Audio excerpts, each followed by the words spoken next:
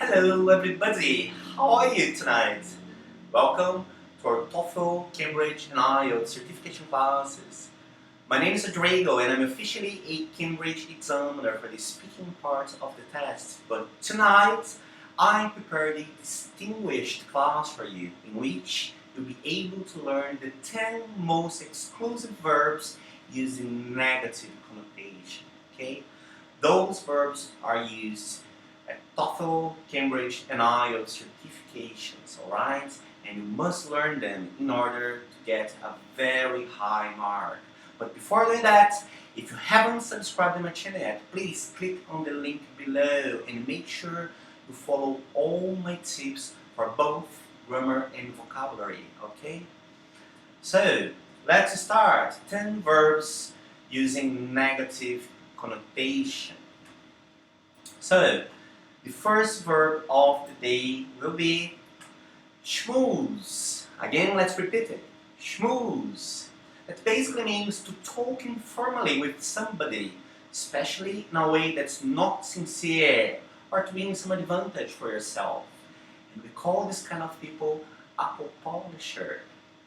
Do you remember, in days of yore, students used to take an apple to a teacher, say, "Hi teacher, good morning." They're called apple polishers. So what they're doing is what we call schmooze. Okay? So let's see the first example. He spent the entire evening schmoozing with the senator. So probably he wasn't being sincere. He was just trying to take some advantage of the senator. Okay? Second example. Mike's out on the porch schmoozing with the neighbors. Again, he's trying to take some advantage by talking not sincere things to his neighbors, alright? Maybe he's trying to show off, or maybe he's trying to praise the neighbors unnecessarily, saying that how great their houses look, how great their cars are, and things like that, okay? And it's been a long night running around here schmoozing with all these strangers. Again, talking but in a not sincere manner just to try and win some advantage, okay? So again, to schmooze, that was our first verb of the night. Now, let's move to our second verb. Besmirch. Again, let's repeat it. Besmirch. It basically means to say bad things about somebody, to influence other people's opinion of them. So in this case, you're manipulating people, okay? Horrible behavior. So let's see the first example. His accusations were false, but they served to besmirch his reputation, okay? To influence his bad reputation, okay? Which probably doesn't exist. Second example. People were trying to besmirch the doctor, okay? So they were trying to manipulate people to believe the doctor isn't good enough. In the last example, the newspaper was on a campaign to besmirch the actor. Again, to talk bad things behind the actor's back. Okay? And this verb is paramount for TOEFL, Cambridge and IELTS. Besmirch is a C1 verb that everybody should learn. So let's move to the next verb. Now, jabber. Again, jabber. That basically means to mumble, to chatter. In other words, you speak or say something very quickly in a way that's so difficult to understand. It's difficult, it's hard to understand because it's very fast. So let's see the first example. The train was full of people jabbering away into their mobile phones. In this case, the adverb away is optional.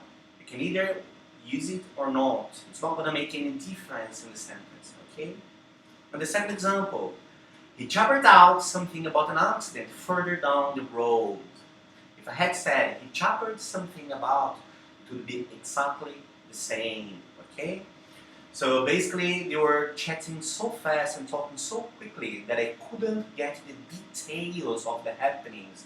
I couldn't get the details of the goings on. Alright? So, let's move to the next verb now.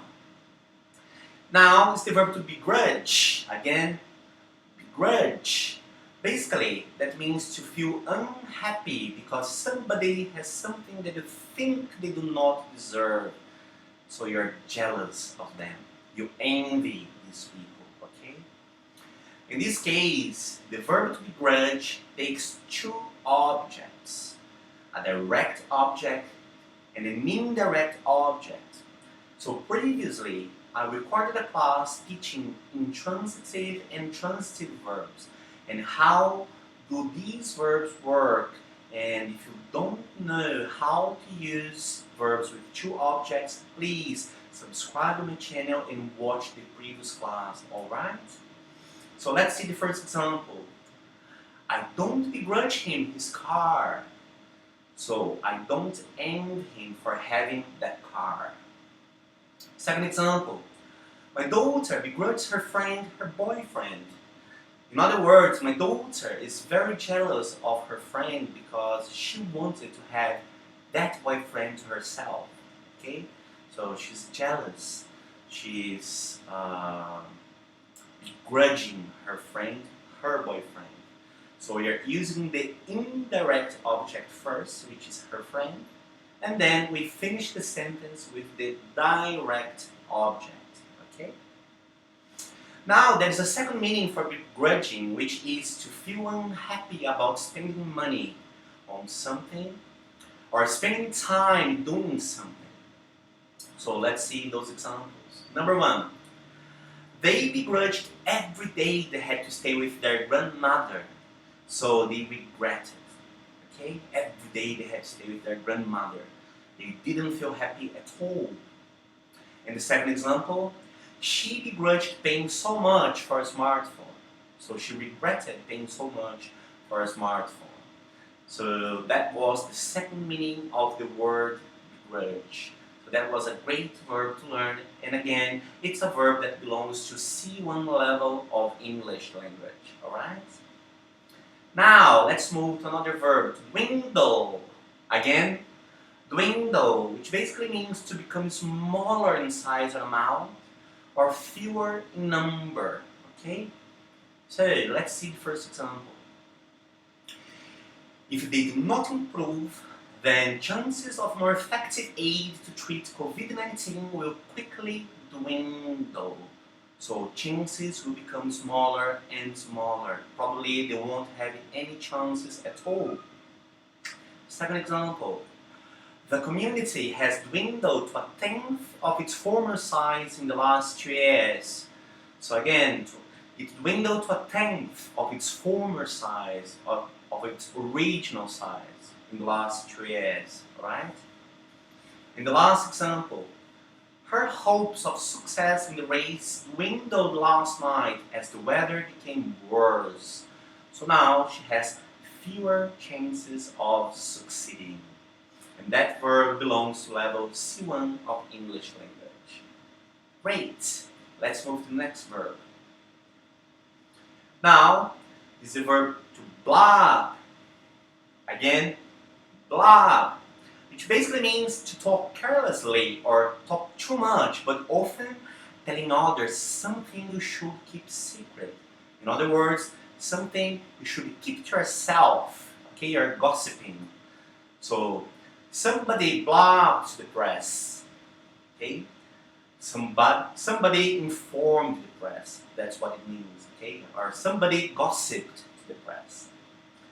Second example. We need to find out who blobbed and get him fired. Okay? And because Peter blobbed to his mother, everybody is grounded for a week.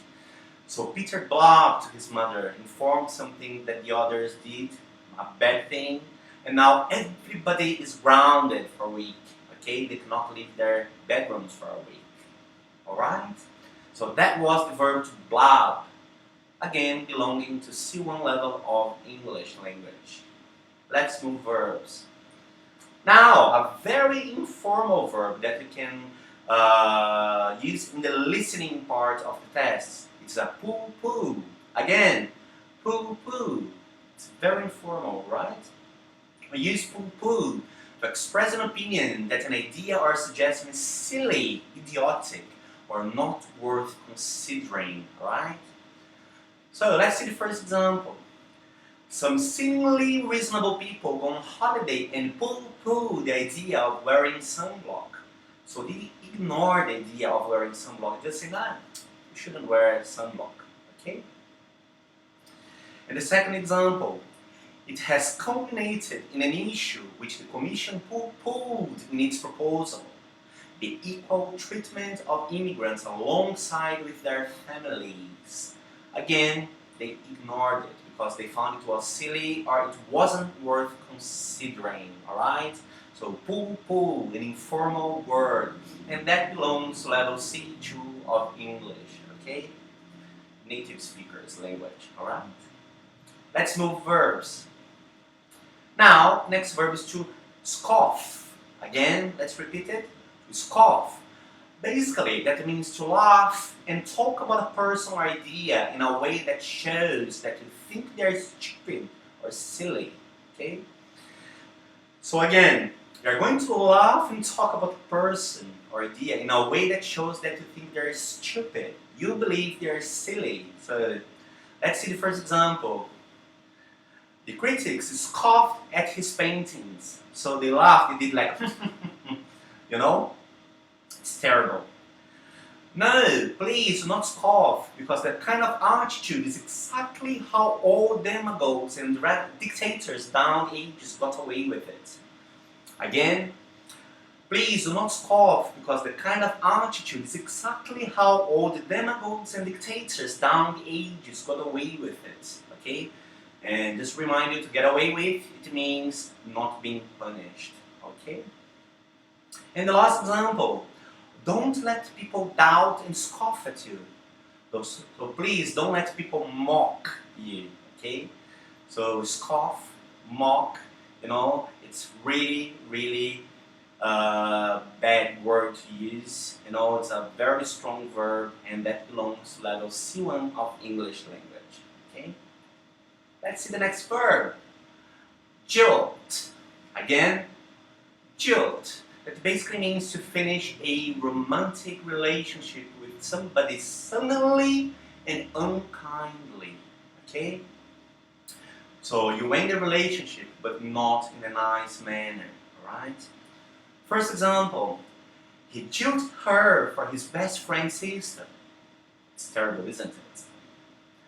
After finding out that Lucy had cancer, John jilted her mercilessly. And the last example, you jilted me at the altar, Grant. You left me standing in a wedding dress on a foreign shore while everybody stared at the poor lonely bride. So again, you finished a romantic relationship, but in a dramatic manner. And jilt belongs to C2 level of English. It's a great verb today, alright? Shall we move to the next verb? Silly. Again, silly. That basically means to spoil something that's pure or somebody's perfect reputation. Okay? So you spoil, you damage, you jeopardize somebody's perfect reputation. So let's see the first example. The solicitor's reputation, he said, had been unfairly sullied by half-truths. Solicitor is a synonym of lawyer, okay? But lawyer is used in American English and solicitor in British English, alright? Second example. Polite rivalry and sporting ideals have now been sullied by athletes' intense efforts to win and distinguish themselves. Again, to damage their reputation, alright? And there is a second meaning for sully, completely different. That means to make something dirty. Completely different meaning now. So, no speck of dirt had ever sullied his hands. You know, I'm using inversion. So that's a C2 level word. It's a very advanced word. We call it a proficient word. Okay? And the last example, don't sully my sandwich. Okay? Don't make it dirty. Okay? great. And that was the last word of the night. So I've just shown you 10 words that have a negative connotation and are usually used for TOEFL, Cambridge and IELTS certifications, alright? So I hope you liked my class, and if you haven't subscribed yet, please leave your like and click on the button below and make sure you follow all my next classes, because I'm always with new words, new vocabulary and new tips for you. So thank you so much. Have a great night everybody. Cheers. Bye bye.